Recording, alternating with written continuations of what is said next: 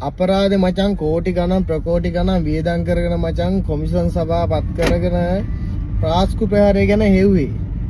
ඔය පොත ගැන කතා කරලා ගම්මන් පිලකින් ඔය පාස්කු ප්‍රහාරය ගැන සුළුමුළු ගන්න තිබ්බනේ අප්පා අපිට.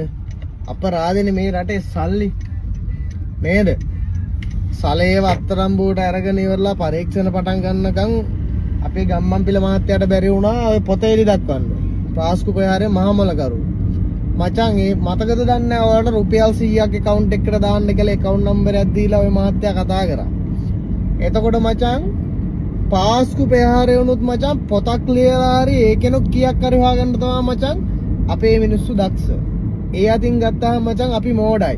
හරි මේව කෑ ගහන අපි මෝඩයි. අනේ ඉතින් අපිට බයිනවා ඩෝවියෝ කියලා. හරිද? මෙච්චර දවසක් මචං ඒකට මෛත්‍රීපාල සිරිසේන මහත්තයාට එන්න කියලා. ගෝඨාභය රාජපක්ෂට එන්න කියලා. මහින්ද රාජපක්ෂට එන්න කියලා. ඔකට එන්න කියලා නෑ හරින් ප්‍රනාන්දුට. හරින් ප්‍රනාන්දු මම කියන කතා නෙවෙයි මේ. හරින් ප්‍රනාන්දු තමයි පාර්ලිමේන්තුවේ කිව්වේ පොඩි වෙලාවකට කලින් කතා කරලා කිව්වා මෙන්න මේම දෙයක් තියෙනවා යන්න එපා කියලා පල්ලියට කියලා.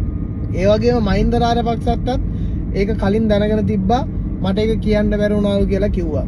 මචං එහෙම කියලා මිනිස්සු මචං සෑහෙන මරුණාට පස්සේ මචං ඒක ගැන පොතුත් ලියලා මචං ඒකනුත් සල්ලි හම්බ කරනවා. අර මැරිච්ච මිනිසුන්ට කිසිම සාධාරණයක් උනේ නෑ මචං. අපි කොහෙද ඉන්නේ බා?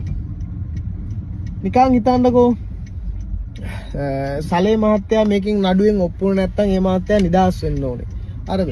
ඔය කියන විදියට බුද්ධ්‍යංශේ ලොක්කා සුරේෂ් සලේ මේකට සම්බන්ධ නම් අපි මේ රටේ ජීවත් වෙන එකේ තේරුමක් තියෙනවද කියලා පොඩ්ඩක් කල්පනා කරලා බලන්නකෝ. පොඩ්ඩක් කල්පනා කරලා බලන්න. ජය වේවා.